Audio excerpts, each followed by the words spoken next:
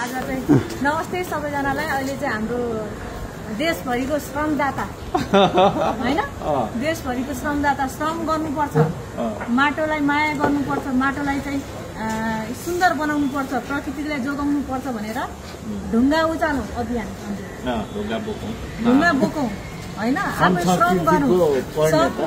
संस्कृतिको जति पनि उहाँले चाहिँ योगदान दिनुभएको छ त्यो एकदमै अतुलनीय छ र त्यो आज चाहिँ तपाईँले सर्वप्रथम त काठमाडौँमा वेलकम हुन्छ भन्न चाहन्छु। र हाम्रो जो हर्कान सम्पानजी हुनुहुन्छ, आज कति दिन भयो काठमाडौँमा? म त हिजो आउनुभएको। सकिन्छ अघि तपाईँको कुरा सुनेर हाँस्दै दिनु मन्त्रालय सन्त्रालय काम नगर्ने भइसकेको मन्त्रालय होइन, त्यो भन्नु हुँदैन।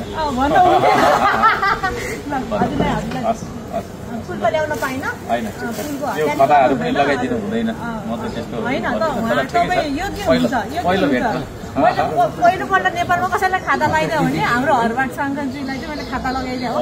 मैले कसैलाई मैले त कोही नेतालाई भेटा पनि छैन पर्सनलिटीमा गएर अहिलेसम्म, र एकदम खुसी छु हजुरलाई भेटेर। र एक दिन समय मिल्यो भने हजुरको चाहिँ म ढुङ्गा बोक्न आउँछु तपाईँको अभियानमा। 2 शब्द भनिदिनु हजुरले देशको लागि। थुप्रै बोलिसक्यो, के अरे काम गरौँ भन्छु म। 2 शब्द भन्नुभयो, त्यसले काम गरौँ, दुईवटा त्यो हो, काम गरौँ, श्रम गरौँ। र हाम्रो आशिकाजीसँग भेट्ने मेरो पहिला चाहना थियो, तर विभिन्न समयले कता कता परिस्थितिले एक ठाउँमा जुराएको थिएन। आशिका तामाङ जेल पर्दा नि बोल्नु भएको थियो हजुर? हो, म उहाँ तपाईँले के अरे यो के भन्छ अरे सुधारका लागि व्यक्तिको विरुद्धमा जुन गरिराख्नु भएको छ त्यो तपाईँको चाहिँ एकदमै प्रशंसायोग्य काम हो। र एउटा छोरा र छोरी बिचको त्यस्तो भेदभाव त म चाहिँ गर्दिनँ, तर पनि यो सामाजिक संरचना हजारौँ वर्ष पहिलादेखिको छोरी मान्छे धेरै बोल्नु हुँदैन, छोरी मान्छेले किचनको काम गर्ने हो होइन, घरमा बस्ने हो भन्ने खालको मान्यताबाट धेरै उठेर तपाईँले जुन साहस गर्नुभएको छ त्यो अत्यन्तै ठुलो धन्यवाद गर्न चाहिने, सम्मान दिनुपर्ने विषय। मैले पनि हजुरलाई दिनुपर्ने छ। त्यो चाहिँ के भन्दा श्रम संस्कृति जसरी तपाईँले नेपालमा विकास गर्नुभयो, एउटा रियल कम्युनिस्टले कस्तो काम गर्छ भनेर चाहिँ एउटा चाहिँ उहाँले देखाउनु भएको छ होइन।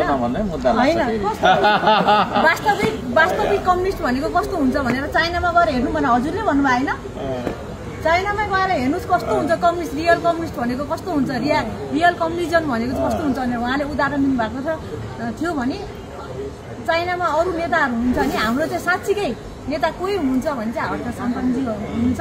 र उहाँको जति पनि अभियान छ होइन, उहाँ तपाईँहरूले साथ सपोर्ट गरिदिनु होला, यसरी अझै अगाडि बढ्नु होला हजुरको काममा। मेरो फुल्ली सपोर्ट रहन्छ, बिकज नेपाल आमालाई माया गर्ने, नेपाल माटोलाई छोएर चाहिँ कसम खाएर म यो देशमा केही गर्छु भन्ने जो पनि मेयर हुन्छ, अथवा नट ओन्ली मेयर होइन, जति पनि जनप्रतिनिधि हुन्छ उहाँलाई म खुलेर छाती पिटेर चाहिँ म चाहिँ साथ सपोर्ट गर्न चाहन्छु। र त्यो तपाईँको साहसलाई सलाम छ। तपाईँ जस्तै साहसी होइन, त्यस्तो साहसी त नभनौँ, किन भन्दाखेरि मभन्दा धेरै मान्छे हुनुहुन्छ साहसी। म चाहिँ के छ, अरू पनि हुनुहुन्छ, कोही हुनुहुन्न भन्ने होइन, तर तपाईँले गर्नुभएको जुन काम छ नि त्यसले चाहिँ धेरै मान्छेहरूले सिकेको छ त्यो चिज हो। र एउटा छोरी मान्छेले मैले अघि भने नि पुरातन हाम्रो सोच विचार बोल्नु हुँदैन, हाँस्नु पनि हुँदैन भन्ने एक समयमा त्यो विद्रोह तपाईँले गर्नु भएको छ। यहाँहरू चाहिँ टिममा हुनुहुन्छ? ए ल खुसी लाग्यो, ल आउनु।